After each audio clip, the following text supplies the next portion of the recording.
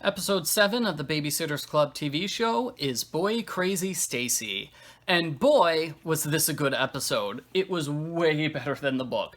I think the book is pretty terrible. So by being a good episode, it's automatically far superior than the book. So I'll explain all the problems with the book and how the episode fixed those problems. The main problem is this guy, Scott. So the storyline is that Mary Anne and Stacey are in New Jersey for a week. They're babysitting on the beach for a family called the Pikes, and Stacey meets a hot lifeguard named Scott, and she thinks he's so cute, and she spends all of her time mooning after him, and it doesn't work because he's way too old for her. He looks like he could be her father. He looks at least 20 years older than her, and it doesn't work. It's creepy and weird. He's way too old to be flirting with this teenager going, "Hey, baby, why don't you give me a soda?" Yeah. It's creepy and gross. And that's not the only time they do that in the Babysitters Club series. There's Dawn and the Older Boy, where Travis is a huge creep. And then there's Stacey's big crush, where she has a crush on one of her teaching assistants, and that is just creepy and wrong. And one of the super specials, I think super special number 2, where there's this French ski instructor who's married, but he's still flirting with 13-year-olds. It's just creepy and wrong. And so the episode improves it by making Scott less of a creep. He doesn't look like he's 20 years older than her. He looks more age appropriate. He's 17, so it looks like, hey, he's older than her, but not so old that it's creepy. So that instantly was a huge improvement. And they sort of explained that Scott has girls, get crushes on him all the time. It's not him being a creep and flirting with younger girls. It's just something that happens. Granted, it's still kind of creepy. But at least they tried to explain that, hey, he's not actively trying to flirt and be a creep. It's just, he just lets it happen because he's like, you know what? I'm never going to see this girl again. Ooh, who cares? So, that wasn't the best, but I still liked how Scott was less of a creep than in the book. So, Stacey is so busy focusing on Scott, she leaves Mary Anne to do all of the babysitting by herself for all 8 kids. And Stacey, in the book, cancels all of Mary Anne's plans. So Mary Anne is planning to go into town. Stacey's like, "Sorry, Mary Anne, you've got to stay home and watch the kids. I'm going to town. Bye." And that was another problem with the book. Stacey is just a huge jerk to Mary Anne. She's a jerk to everyone. She's selfish the whole time, and I hated it. And this episode really improves upon that because we get to see things from Mary Anne's point of view. And that's so much better to see Mary Anne react to things as opposed to just being this one-sided, Stacey is a huge jerkathon for the entire book. And then the other thing the episode improves upon is with the guys. So there's this guy named Toby, who's kind of nice, and he helps Stacey get a present for Scott.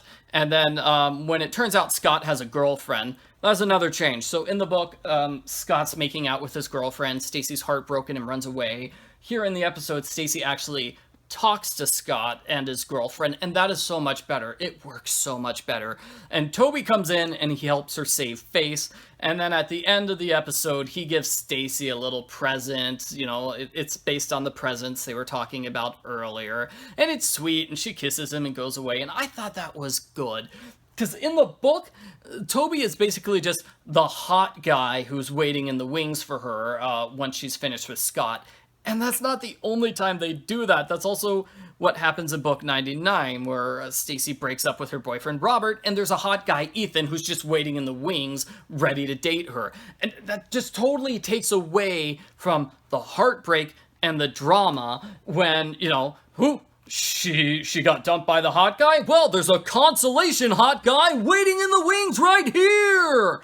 Yeah, so the episode did it way better by not having Toby just be the consolation hot guy who Stacey falls completely in love with. She even writes Toby plus Stacey equals love and a big heart and everything.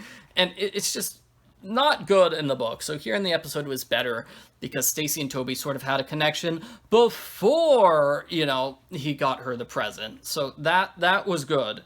That was very good. There are a couple of minor changes from the episode and the book. So this beach, everybody's wearing swimsuits, but in the episode, it was just this cold, gray, and clammy beach. It looked very cold. It looked very, very cold, actually. So that was a change. Let's see. Mary Anne, I liked Mary Anne in this episode. I liked her hair specifically. She had a new hairstyle in pretty much every scene. Nobody mentioned it, but I thought that was really nice. That was a neat touch to show that she's trying new things and trying to be more independent, especially because, she's on vacation away from her father. She can be more bold with her hair and the way she looks and everything. So that was good, but it also was kind of odd because Stacey never did anything to her hair. She had the exact same hairstyle the whole time, so it was a little strange to see, the one character has the same hair and then the other character has totally different hair every time. Vanessa Pike. So Vanessa Pike gets an introduction, a big introduction, and then she never appears again. I thought that was a little weird. That was a little strange. The town is more of a presence in the book, but that's okay. So there are like 2 to 3 chapters in the book where they go to town. They go mini golfing and they go to the burger place. Whereas here, well, the burger place is in the background, but it's not like, they dedicated 5 minutes to it, which is what the book did.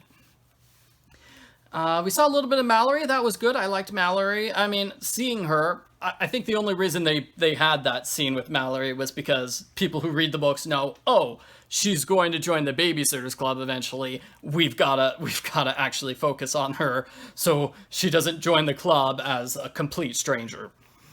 So, and Byron. So I can't remember if this was in the book or not, but one of Mallory's brothers, Byron, has a crush on Stacey.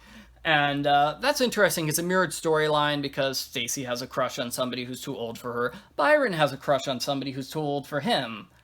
Although he's 10 years old, right? And she's still 12 at this point. So there's only a 2-year age difference between the two of them. So he's closer in age to Stacey than Stacey is in age to Scott. But still, I feel like that was a storyline which showed up for 2 scenes. I think they really could have expanded that. I think they could have expanded that and done more with that. I think that would have been a good idea. There was also a storyline with 2 scenes with Mary Anne's dad, and the first scene was hilarious. So Dawn calls Mary Anne's dad, pretending to be her mom, and she's trying to seduce him, and that was just hilarious, because Dawn said hilarious things, and his reactions were all hilarious. It was great. I'm hanging up now! Bye! That was great.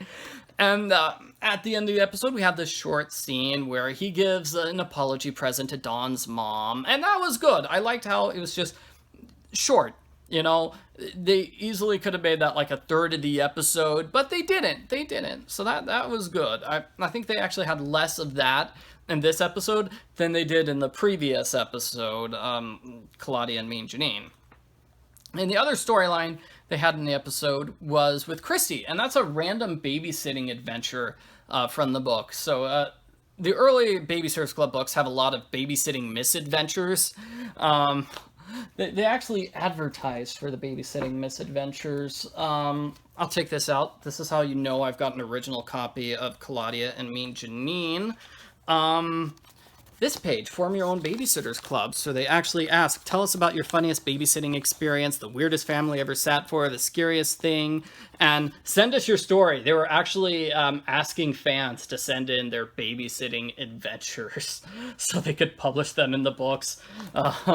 So yeah, cool. So the earlier books definitely had a lot of babysitting misadventures, and one of them is Watson's car gets totally destroyed by his kids. His kids were painting it, but they accidentally got steel wool and scratched all the paint off.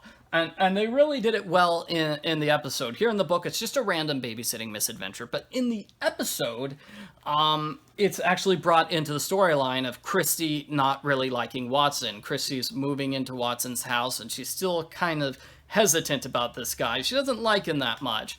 But thanks to this misadventure, they form a connection. And, now they've got a big secret to keep from Christy's mom. I thought that was nice. I thought that was a good way to just change this random, babysitting misadventure, which has nothing to do with the plot, and they actually made it relevant to the plot. It actually tied in with the ongoing storyline. So that was very good, too.